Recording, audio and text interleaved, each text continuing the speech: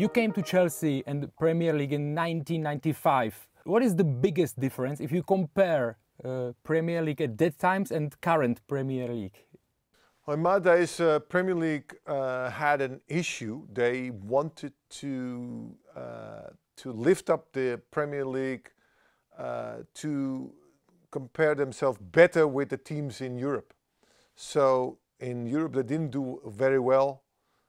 So therefore they wanted to attract a lot of players from outside outside of England in order to play for English teams. So the first one was Klinsmann, I think. You had Cantona, Ginola, they all came to the Premier League. Then I came, Bergkamp came, then I was manager, then I brought some players. And now, if you compare it now, the level of the Premier League has been so high that a lot of people want to watch the Premier League. I think it's one of the most exciting leagues in the world. So their strategy has been done, has been well. You moved from AC Milán, what was football giant at the time. How did it happen? I mean, your move to Chelsea. Glenn Hoddle came to my house and wanted to bring me to Chelsea. I didn't know anything about them. Nevertheless, I was getting information about Chelsea, where the area was.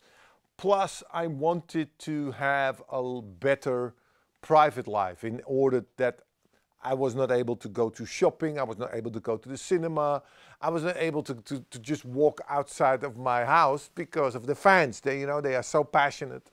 So I thought that could be good for me as a person, and I did. I had a wonderful time in London, and I could go to cinemas, could go shopping. Nobody was bothering me, so that was nice. With your special skills, you brought something new to the league as a sweeper. I mean, you liked ball, you liked passing, you moved forward with the ball. How difficult it was for your teammates to adapt on your style, and vice versa for you on Premier League style? I remember that I played as a sweeper, and there was the English teams that played long ball and everything, and I knew that ball was too high for the striker. So I just took the ball on my chest, boom, and then the crowd went, whoa, because they were used that somebody just had the ball back. So I took it on my chest and I played it to the other sweeper. And Glenn Hoddle came halftime to me. He said, Rudy, I know what you try to do, but not this. You put my players in difficulty if you do that. They're not used to do that. I said, yeah, but you can play from the back. I said, yes, but we are not used to do it. So therefore he said, please, Rudy, can you play in midfield?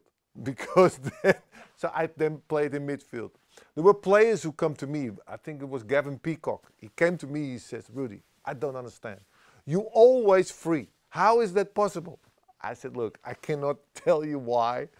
That is the experience that I have from playing a lot of times in Italy.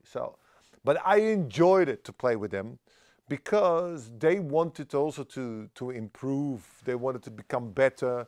And a lot of them really did well. Yeah. Here in Czechia and Slovakia, most of the people remember you as an offensive midfielder from AC Milan time, from when you played for national team. However, you were very versatile. So what was your most preferred or most favorite position? That is a good question, by the way. I am a defender, I'm a sweeper. That's how I played. What is I think maybe as a midfielder, maybe as a defensive midfielder.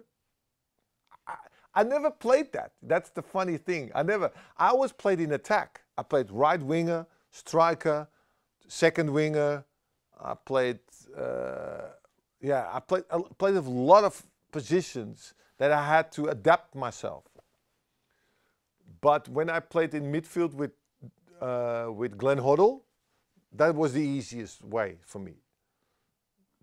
I didn't play long for that, in that role. That's funny. I remember that I was coach of Milan and I played once with LeBeuf in the back. That was so easy. And Leboeuf came to me after the game. He says, did you see that? We had 1-2s in our own 18-yard box. Oh, that was wonderful. And I said, yeah, I enjoyed that.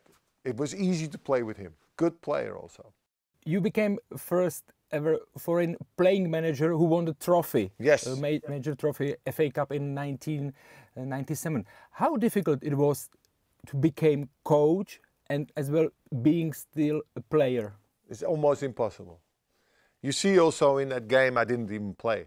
I had to withdraw myself from playing because you can't be in the locker room at the same time if you are also a manager. You can't do that. You have to make difficult decisions.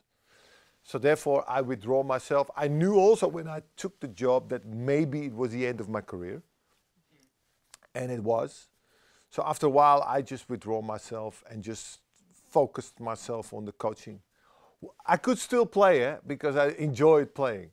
But, you know, eventually you can't do both. It's impossible. So you haven't you didn't drop yourself on the bench? No, in the beginning I did. I didn't play. You know, I just wanted to see play. It's too difficult to do both things. I can't also remember a lot of games that I played. I put myself in a couple of times, but I don't know. It's too difficult. It's not okay. I think it's also difficult to become manager immediately from when you finish your playing career or you stop to play. So what was the most challenging for you at the time? The most challenging thing was to make decisions to disappoint players. I remember players that were they were singing when I passed by. They were singing, "I don't love you anymore. Please release me, let me go." All these kind of things, and I had to laugh because it was funny. But I can understand. You know, you want to play, and if you can't, you know that's hard. It's hard for a player to make these decisions when you are a manager and you just meet these players just as a manager. It's much more easy to make these decisions. And what was your coaching philosophy? Now everybody knows I like to play sexy football. Now, I was attacking. I remember the first month when we were playing, we tried to keep the ball. And in the beginning, the Chelsea fans didn't like that. They wanted the ball as quick as possible into the box. But we were keeping the ball. It took them a couple of months to adjust to that. And when they did, they appreciate the fact what we were trying to do. And then you brought trophy. Was it one of your best achievements in your coaching career? Yeah. Of course. Of course, if you win immediately, you know, Chelsea didn't win for a long time at that moment. I think 16, 17 years, nothing. So to be able to win something with Chelsea in your first year as a coach, that's a wonderful feeling. I enjoyed it. I was proud of my players. I was proud of the crowd, happy, everything. Yeah. And of course, the most important thing, the walk from the dressing room to the middle, that is the most important thing at Wembley, in the old Wembley, to introduce your players to people that come to watch a game. Yeah, it was fantastic.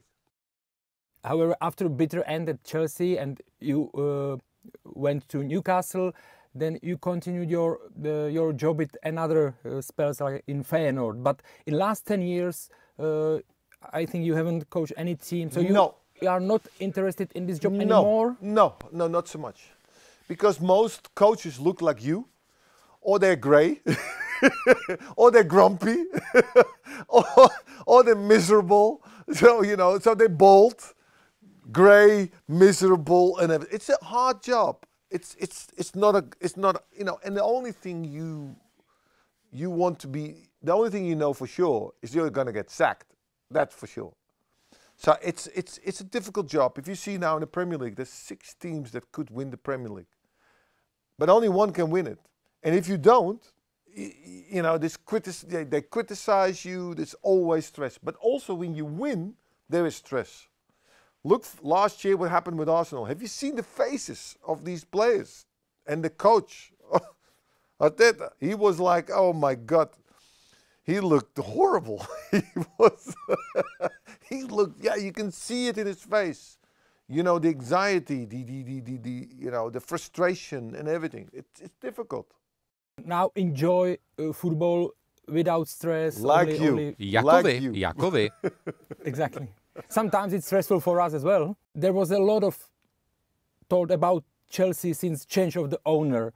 How do you see the new Chelsea? How many years it can take before Blues will become again a serious title contender? I think it can take a long time, because to buy players, that is no certainty for success. You've seen it now. It's hardly a team. They have to play Arsenal. They are not favourite, and because I can't see yet what it is. If you ask Chelsea fans, they have the same thing. They are a little bit like, I don't know what's happening. Nobody knows. It's difficult. Too many players, too many new players. Do they fit with each other? That's all still, a question mark. So it's hard. You remember also when Real Madrid bought Galacticos, all these players. They didn't win enough in order for the players they had. So if you have all these new players and all good players, that doesn't make a team. That's why Newcastle, that's a good example for how you do it. Everybody thought Newcastle would buy a lot of great players in order to come to... They didn't. They just did slowly, they add some players that they needed for that team, and they did a great job. And at least we understand what is Newcastle doing. So you clearly prefer the Newcastle way? I prefer the Newcastle way, yeah. You cannot buy players. It's impossible. And you need to adjust, you need to add. Also with grassroots players. You need your own players from your own grassroots. Sometimes, and that takes time, but these players need somebody with experience aside them to help them to become a good player. And now you have a lot of young players who haven't done a lot yet. So it will take time. Erik ten Hag is another Dutch coach in the Premier League. Do you think he can make United great again? I think they have to wait a while. I think that in their time that it was successful, they were the only team that had money. They had the most successful team. It was easy for them to attract players. Now you have 6 teams, Premier League teams, who have the same amount of money, even more money. And players, the best players don't play anymore at Man United. They play all the other teams. So it's going to be difficult for them to do the same thing. Yeah, if I am the only one, yeah, it's easy to be successful. Now, it's much more difficult for them. So it will take some time. He is a good coach. They had Mourinho, then they had Van Gaal, they had Solskjaer, they had so many coaches. So it's not the coach's fault. It's also something in the club, at the top. They're fighting also in the top. They want to get rid of the top, the owners. So, and if it's not good at the top, then it will also not be good downstairs. If I can ask you again on role of centre backs, what are the best central defenders in the world now for you? That's difficult to say. I can only give you a definition. The best defenders need to defend, and when they have to have the ball, they need to have the possibility to play it forward, to pass it forward. If it's not the first, is it not the first line, the midfielders, then he has to pass it to the, even better, to the strikers. That's what he needs to do. And Pep Guardiola had spent a lot of money to find that one. So therefore you can see how difficult it is. Klopp, he had a solution. Van Dijk get injured. All of a sudden it becomes more difficult. So therefore the attack starts with good defenders. Starts there. He needs to be very quick as well, because he needs to play with space behind him. Can he do that? So that's the definition of a good defender. Do you still think Virgil is one of them? I think I have been very critical of Virgil after his injury.